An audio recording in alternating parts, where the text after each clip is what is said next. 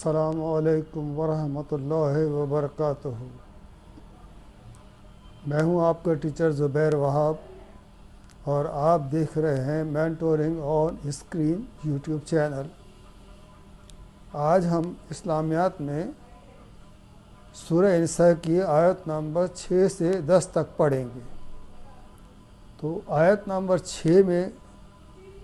جو کہا گیا ہے اس کا ترجمہ یہ ہے: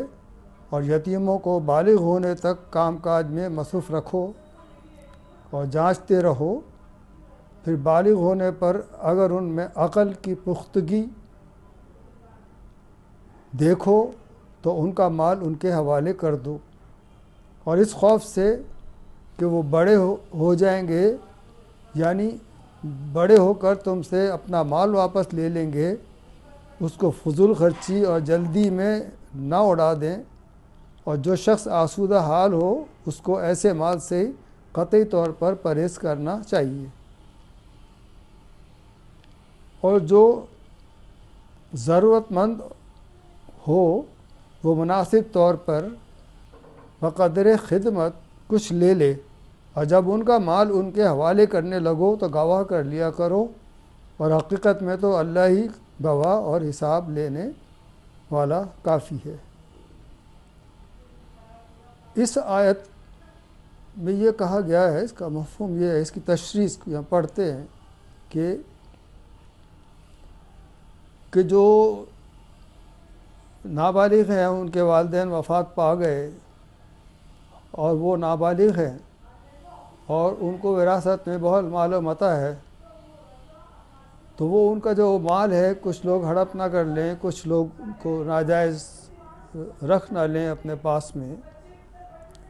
یا وہ نابالغ ہیں وہ بے دریغ خرچ کرنا شروع کر دیں۔ تو اس میں کہا گیا ہے کہ اس وقت آپ ان کی سرپرستی کر لیں، سرپرستی میں ان کو لے لیں اور ان کا مال امانتاً اپنے پاس رکھ لیں، اور ان کو جائز آپ تجارت میں بھی لگا سکتے ہیں نفع نقصان کے متعلق، اور جب وہ بڑے ہو جائیں تو اگر جب بھی تم دیکھو کہ ہاں وہ بڑے ہو گئے ہیں لیکن ان میں عقل نہیں ہے، وہ اپنے مال کو پھر خراب کریں گے یا ضائع کر دیں گے، تو بھی ان کی سرپرستی میں رہتے ہوئے تم ان کی دیکھ بھال کر سکتے ہو، اور ملکیت حوالے کرتے وقت گواہ ضرور رکھو۔ اسلام میں گواہ کی بہت اہمیت ہے کہ جب ان کا مال آپ لے رہے ہیں جب بھی گواہ بنائیں، اور جب آپ ان کا مال جب وہ بڑے ہو گئے آپ واپس دے رہے ہیں تب بھی آپ ان کو گواہ بنائیں گے۔ دوسری بات تاکہ کوئی جھگڑے کا کوئی امکان نہ رہے، اور دوسری بات یہ بتائی گئی ہے کہ جب تک مال منتقل نہیں ہوتا آپ کفیل ہیں، آپ ان کی کفالت کر رہے ہیں، اور اگر آپ نادار ہیں ان کی کفالت نہیں کر سکتے تو ان کے مال میں سے بقدر ضرورت آپ خرچ کر سکتے ہیں، اور اس کا حساب کتاب بھی آپ رکھ سکتے ہیں، چونکہ اللہ تعالیٰ جو ہے وہ اس کو بہت بڑا اجر دے گا کہ آپ نادار تھے، آپ نے ان کی کفالت کی، لیکن ان کے پاس مال تھا تو خود کی ذات پہ خرچ نہیں کیا، انہی کی ذات پہ خرچ کیا، اور آخر میں جب وہ بالغ ہو گئے تو آپ نے اپنا ان کا جو مال ہے وہ واپس کر دیا، اس سے پہلے کہ وہ اپنے مال کا تقاضا کریں، تو بہتر یہی ہے کہ آپ ان کا مال ان کو واپس کر دیں، تو اس میں اللہ تعالیٰ نے بہت اجر رکھا ہے۔ آگے آیت میں میراث کا ذکر ہے کہ اسلام سے پہلے بیٹیوں کو میراث میں سے حصہ نہیں دیا جاتا تھا، یعنی اگر والی یا والد وفات پا گئے ہیں تو وراثت میں سے بیٹیوں کو کوئی حصہ، نہ بہنوں کو نہ بیٹیوں کو کوئی حصہ نہیں دیا جاتا تھا، مرحوم کی منقولہ یا غیر منقولہ جو بھی جائیداد ہوتی تھی وہ مطلب ان کی بیوی کو منتقل ہو گئی، اس کے بعد میں کوئی ان کو مطلب بیٹیوں کو یا بہنوں کو حصہ نہیں دیا جاتا تھا۔ تو اس میں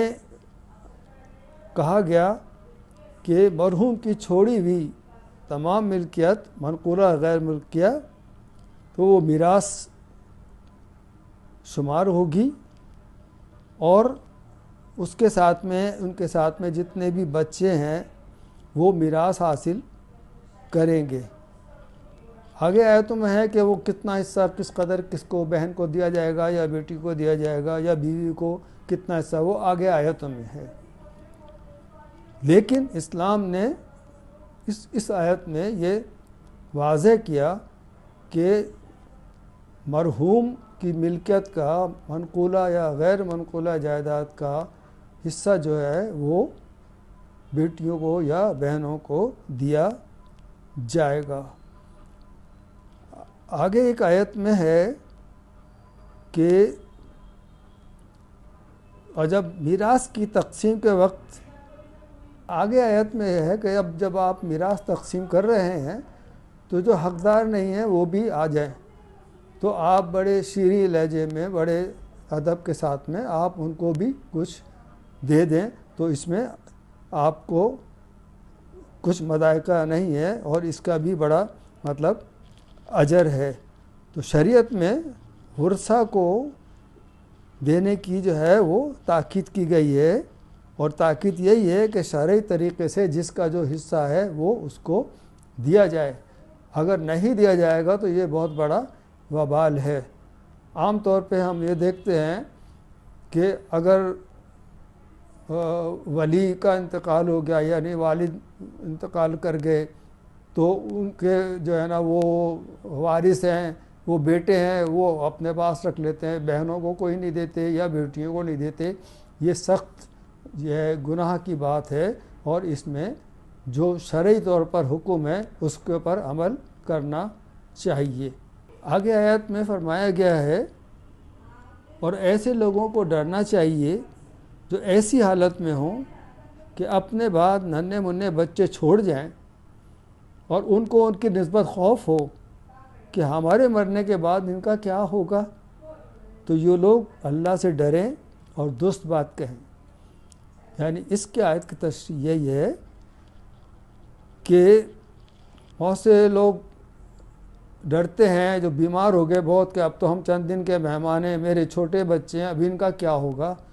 تو اس میں تاکید یہ کی گئی کہ اللہ سے ڈریں، اللہ کرنے والا ہے، اللہ رزق دینے والا ہے، اللہ ان کی دیکھ بھال کرنے والا ہے، اللہ کوئی نہ کوئی کفیل بنا دے گا، کوئی نہ کوئی کفالت کرنے والا ہو جائے گا کہ وہ ان کی یہ آپ کے بچوں کی جو ہے وہ کفالت کرے۔ تاکہ تو اور اسی لیے کہا گیا کہ اگر تم یتیم اگر وہ ہو گئے ہیں تو ان کی سرپرستی کرو، ان کے سر پر ہاتھ رکھو، ان کی فکر کرو، تو اچھی طرح یتیموں کے ساتھ میں معاملہ کرو تاکہ تمہارے دلوں میں بھی رحمت اور محبت جاگے۔ تو یتیموں سے سیدھی نرم اور اچھی بات کہنا چاہیے، کیوں کہ ان کے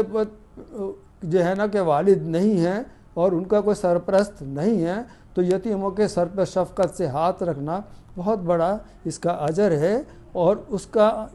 اس میں یہ ہے کہ اگر کوئی سخت بات کہیں تو ان کا دل ٹوٹ جائے گا، نرم زبان میں شیریں زبان میں ان سے بات کرے کہ ایک کیا کہتے ہیں حضور اکرم صلی اللہ علیہ وسلم نے یتیموں کی کفالت اور حقوق کی ادائیگی کی بہت تاکید کی ہے۔ آگے آیت میں ہے جو لوگ یتیموں کا مال ناجائز طور پر کھاتے ہیں اور اپنے پیٹ میں آگ بھرتے ہیں وہ دوزخ میں ڈالے جائیں گے۔ اب یہاں ہے یتیموں کی کفالت کر رہے ہیں اور آپ بہت احسن طریقے سے کر رہے ہیں، ان کا جو مال ہے ان پر ہی خرچ کر رہے ہیں، اپنی ذات پہ کچھ نہیں خرچ کر رہے جب تک کہ وہ بالغ نہ ہو جائیں۔ لیکن اگر آپ یتیموں کے مال میں ہیرے پھیری کرتے ہیں اور کچھ غصب کرتے ہیں اور کچھ اس میں سے اپنے لیے بھی خرچ کرتے ہیں تو سمجھیے کہ آپ جو ہے اپنے پیٹ میں دوزخ کی ایندھن بھر رہے ہیں، دوزخ کی آگ بھر رہے ہیں، اس طرح ان کی حق تلفی ہوتی ہے، کیونکہ مال تو ان کا ہے، حق ان کا ہے، تو ان کی حق تلفی ہوگی تو حق تلفی کرنا تو بہت بڑا گناہ ہے، جبکہ آپ جو ہے وہ بالکل ظلم کرتے ہیں اور ناحق کر رہے ہیں۔ تو اس سے روکا گیا ہے کہ یتیموں کے مال اگر میں کوئی گڑبڑ کرتا ہے یا یتیموں کا مال کوئی کھا جاتا ہے تو اس کا مطلب یہ ہے کہ وہ دوزخ کی آگ اپنے پیٹ میں بھر رہا ہے۔ امید ہے آپ کو یہ اسباق سمجھ آئے ہوں گے۔ براہ کرم اس چینل کو سبسکرائب کیجئے، شیئر کیجئے۔ السلام علیکم ورحمۃ اللہ وبرکاتہ۔